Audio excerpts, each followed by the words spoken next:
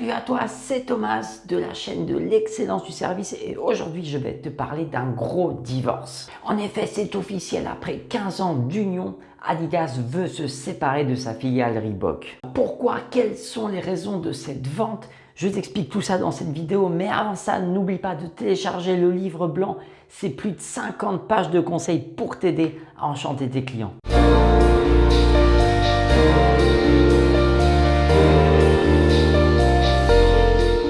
Alors, Adidas a acheté Reebok en 2006 pour près de 3,3 milliards d'euros. Les chiffres sont un peu différents sur Internet, on parle de 3,1, 3,3, voire 3,4, mais on est dans ces eaux-là, donc c'est quand même une somme assez considérable. Alors tout d'abord, je pense qu'il est nécessaire de comprendre pourquoi ce partenariat a été créé, ou plutôt ce rachat. Alors vous devez savoir sans doute que le plus gros concurrent d'Adidas est Nike, ou plutôt Nike, comme le disent les Américains. Et justement, Adidas a racheté Reebok en 2006 pour concurrencer Nike sur son marché, sur le marché des États-Unis. C'est pour cette raison qu'il a racheté Reebok, justement, pour avoir une forte implantation aux États-Unis. Mais malheureusement, depuis cet achat, Reebok n'a jamais vraiment su séduire. Il y a le magazine Süddeutsche-Zeitung, désolé, je suis nul en allemand, je ne parle pas cette langue, qui a vraiment dit il se débarrasse de ce qui a été son plus gros problème pendant des années.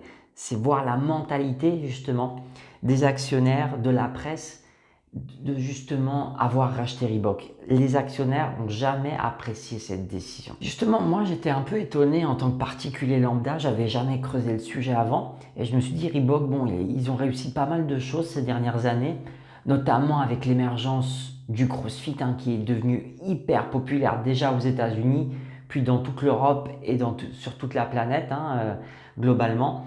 Justement, Reebok s'est rapidement montré comme le constructeur partenaire phare. Ils ont créé plein d'équipements, baskets, tenues, partenaire de la Spartan Race, pour ceux qui connaissent.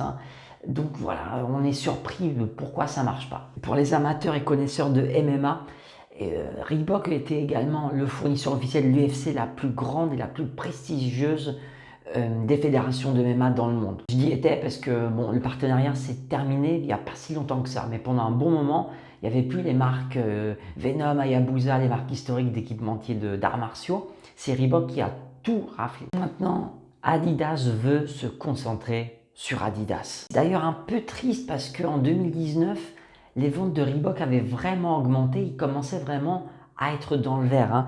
En 2019, le chiffre d'affaires de Reebok avait augmenté de 2%. Donc il était 1,75 milliard.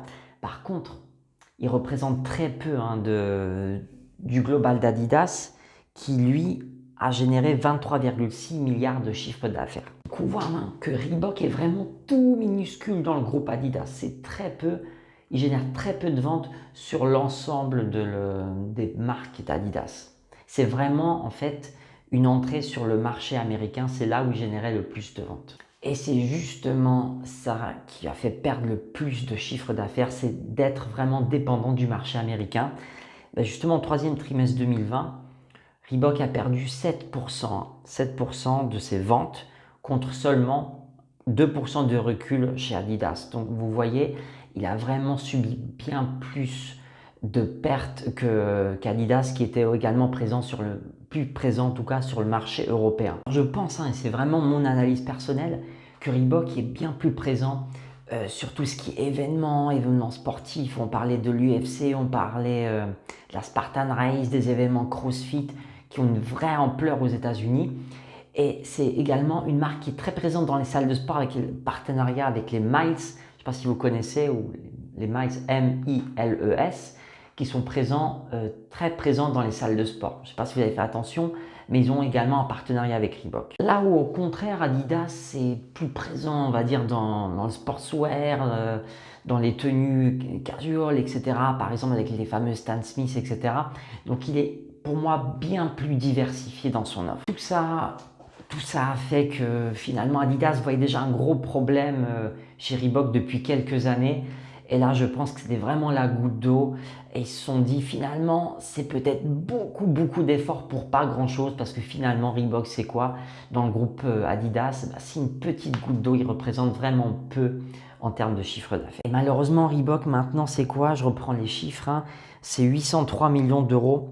D'après voilà, les dernières dépréciations comptables, les chutes. Donc sa valeur est aujourd'hui à 803 millions d'euros, hein, contre 3,3 milliards lorsqu'il a été racheté en 2006. Donc c'est pas une bonne affaire finalement. Et maintenant, c'est quoi l'avenir de Reebok? Que va-t-il devenir? Alors on ne sait pas. Désolé, j'ai pas de réponse, on ne sait pas pour le moment.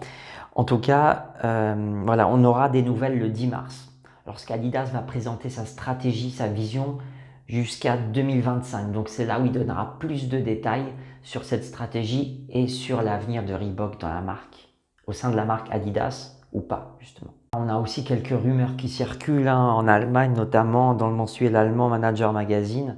Désolé, j'ai pas l'accent allemand, hein, j'ai pas essayé de l'avoir. On aurait le fabricant de vêtements américain VF Corp et la marque chinoise Anta Sports justement qui se battraient pour récupérer Reebok. Mais pour l'instant, bien évidemment, rien n'est sûr. Il faut attendre la mi-mars pour avoir plus de détails. Alors moi, personnellement, je suis un peu attristé par la vente de Reebok. On va voir ce que ça va devenir. J'espère que cette marque ne va pas disparaître. Parce que bon, je fais régulièrement du crossfit, du sport, etc. Et je sais qu'ils ont des super vêtements, vraiment de bonne qualité, des très bonnes baskets, notamment pour le crossfit. Donc j'espère qu'on ne perdra pas cette marque. Là, c'est que mon avis personnel. Voilà, j'espère que cette analyse vous a plu. Surtout, dites-moi ce que vous en pensez. Si vous avez d'autres billes à rajouter sur ce pas magnifique mais triste divorce entre Reebok et Adidas. Si vous avez peut-être des informations sur la reprise de cette marque ou pas. Et si vous l'avez apprécié également, ça m'intéresse. Et surtout, n'oubliez pas de vous abonner à la chaîne L'Excellence du Service. N'oubliez pas votre petit cadeau, le livre blanc que je mets en description juste en dessous. Merci d'avoir regardé cette vidéo et je vous dis à dimanche pour de nouvelles aventures.